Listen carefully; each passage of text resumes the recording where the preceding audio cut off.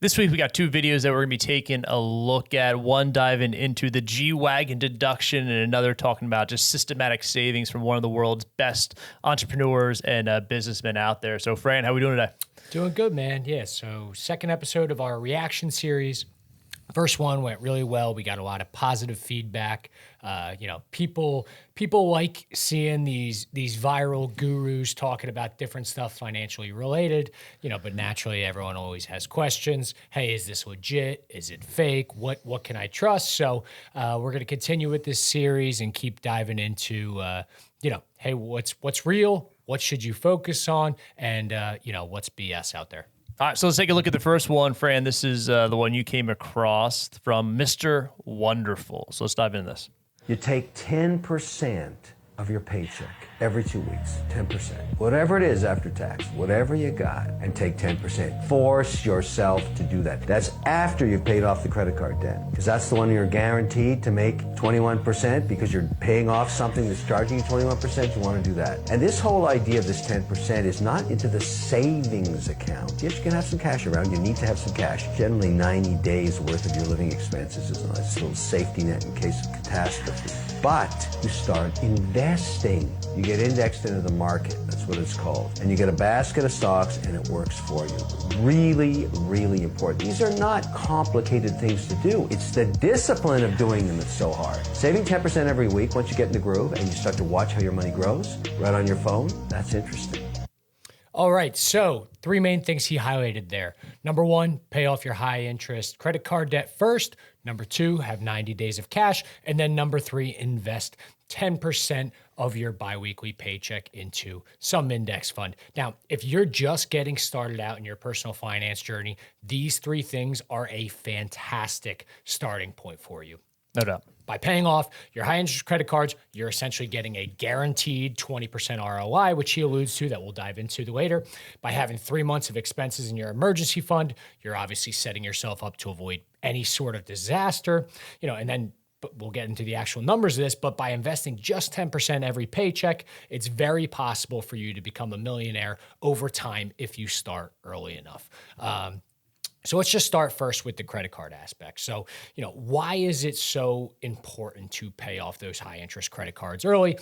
Obviously the same way we talk about your investments compounding in your favor, high interest credit cards will compound against you. So that same way, if you got 10 grand, right, invested, it can keep compounding for you over time. Credit cards do the same thing, but in the opposite. So that bank's charging you 20% each and every year that you don't pay that back. Obviously, that's something we want to get rid of. So what we should be doing first is prioritizing getting rid of that high interest credit card debt. The reason we should be prioritizing this over any sort of investing is there is no investment out there that we are aware of that is guaranteeing you 20+% each and every year. Historically, the stock market has averaged somewhere between 9 and 10% on an ongoing basis. Yeah. Most analysts and what we tell people is to assume somewhere around 5 to 7. Real estate, similar numbers. Crypto markets, yes, you can get 20% very quickly, but as we have all seen in the past, you can also lose 50 to 60% very quickly. There are a lot of crypto funds that are out there that were guaranteeing a 20% yield, and those blew up really quick and went to zero, not only on the interest, but on the complete balance of everything as well. So essentially, there are no guaranteed 20% market returns out there except paying off that debt as quickly as possible. Next thing I want to dive into that he touched on was the emergency fund. So the same way he's talking about having 90 days of cash on hand outside of getting rid of that high interest credit card debt and then investing, we always recommend having 3 months of expenses, just like Kevin is saying here, just in the event of emergency. The last thing that we ever want to do is go into credit card debt. God forbid we get in a car accident, have a medical emergency, or, something major around the house breaks. These things, unfortunately, can and will happen throughout our lifetime, and therefore we need to be prepared for them. The only caveat I would say to the 90-day or 3-month emergency fund is if you're an individual who heavily relies on commission checks or is in a sales role where you don't have a very consistent income or salary, then in that case, it is, generally recommended to maybe go above that 3-month threshold, somewhere in the 4 to 6 months, just so you have some extra cushion there in the event things get a little slow. Lastly, let's just go through, an average American, right? Kevin talks about, hey, anyone can start investing 10%. And, to his credit, this is a very fair point. If we just look at the average American makes 50 grand, their paycheck every 2 weeks, $1,900 after taxes comes to be $1,550. Let's just say that person took that 10% every 2 weeks, so $310 a month. They're just throwing it in the S&P 500 index fund at Vanguard, Schwab, Fidelity, whatever platform you choose, just assuming 7% rate of return.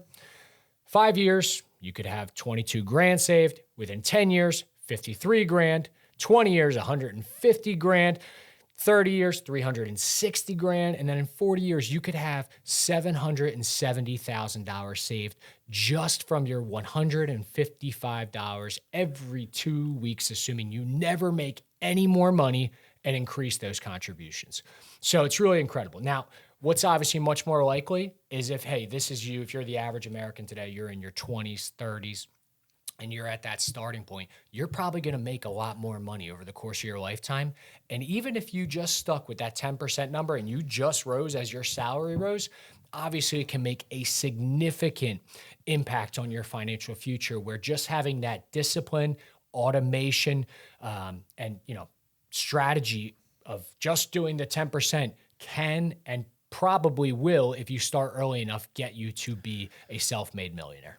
Yeah, and the biggest thing that he said and that you just touched on, Fran, that we see is if you are disciplined, not only on automating the investing process of it, but disciplined on making that money available through your expenses, that's where the real magic happens. And if you can just do those two things, it might not solve all your financial problems, and honestly probably won't, but it will get you on a great path and a trajectory that you will be really proud of, but it does not happen overnight. It takes weeks and months and years and honestly decades to really do the hard work of that. And then the power of compounding really starts to work for you by doing that. And I'm going to mess this up a little bit, but there was some sort of a stat that somebody broke down about Warren Buffett, how actually like 90% of his net worth has been accumulated really like in the last like couple of years, 5 years or so. I forget the exact details of it, but it comes to mind. Yeah, I think it was like 90% of his net worth was accumulated past age 80. Yeah, which is just him just having the assets and then accumulation now, and it just gets ridiculous. Like you need to do the hard work and the heavy lifting early on in your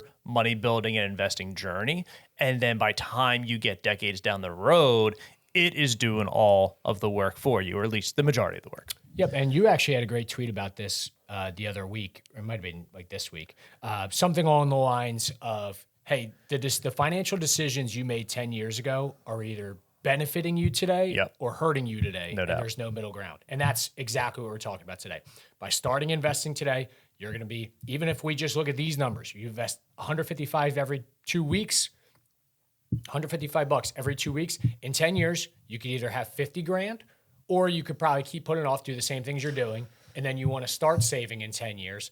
Hey, at that point, you could have had 50 grand and an extra 10 years for that money to be compounding. Yeah. So, but yeah, overall, start early, start often, stay disciplined, and just automate, and you're going to be in great shape. But if you're someone who's starting their personal finance journey, those 3 simple tips can do wonders for you early on.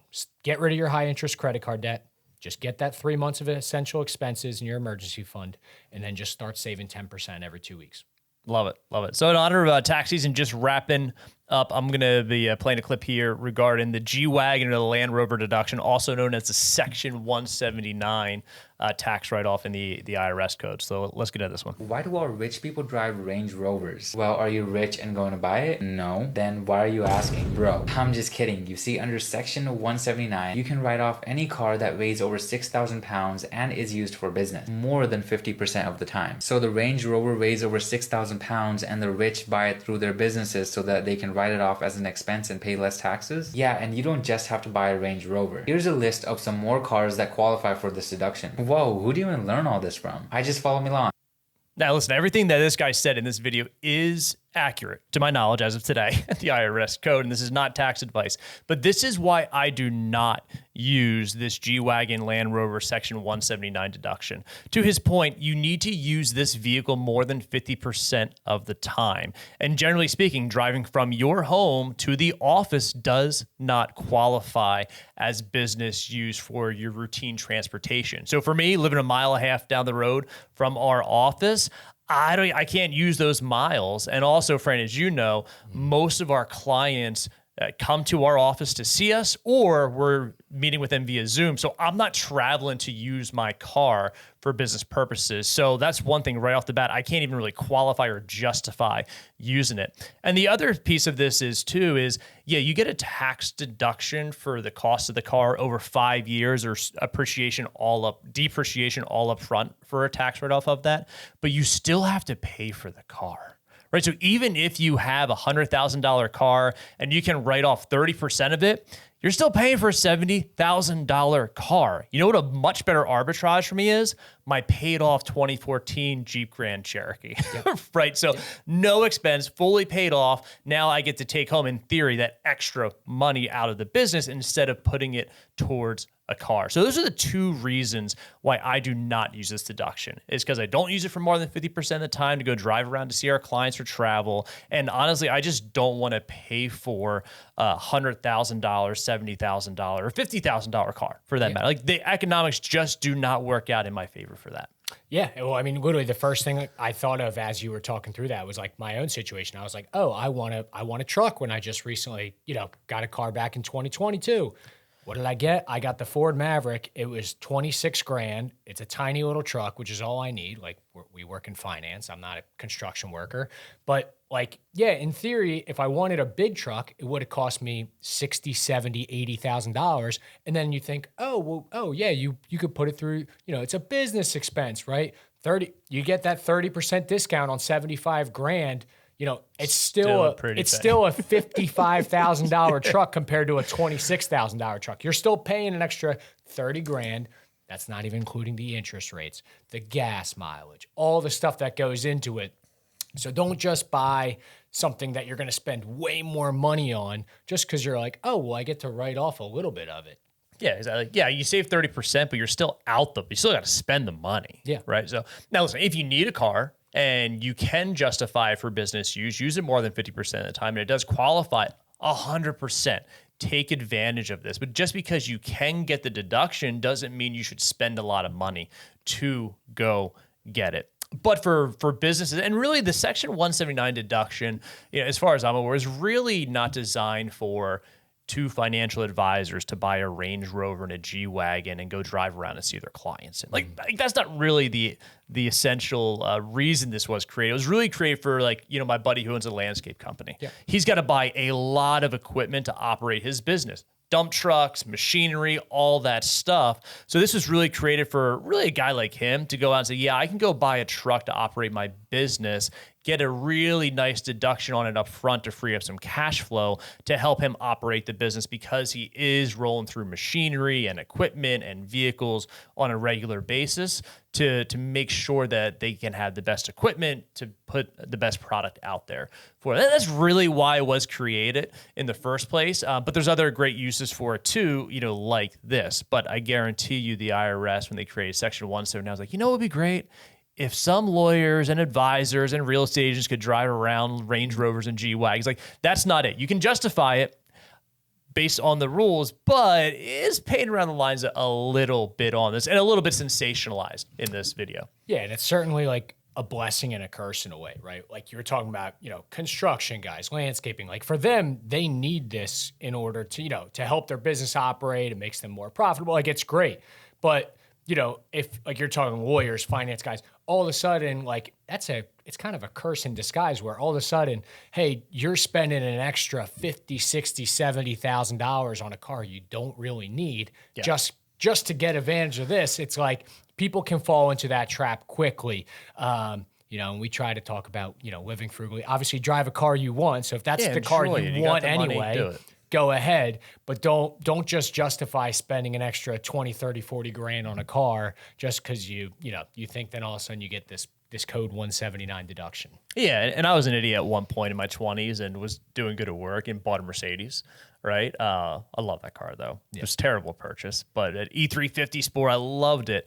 But man, anytime I went to go get that thing, like an oil changed, it was like $600 because they had only a certified Mercedes, whatever could do it to keep my certified pre-owned warranty on it. And then one time I went to go get it serviced again. Like, oh, we need to service the transmission a little bit for you. I'm like, cool, no problem. I'm not gonna do it this time, but how much is it? Like, I'll be like $1,500 to service the transmission. I'm like, you're not putting a new one in. Like, you're just gonna make sure everything's good and service it and replace some parts. I was like, yeah, like $1,500. Like, I listed that thing the next week. I am sick of this maintenance cost and everything else. So if you are a business owner and you can qualify for this, don't spend the money just because you can. And especially on these higher end luxury vehicles, they do just cost so much more money. And is there a better use and a better purpose for these funds to help grow and scale your business compared to just driving around in G-Wagon and Range Rover? And if you want it and you love it and you got the money, go for it. Take full advantage of the IRS code. Play to your benefit with the rules,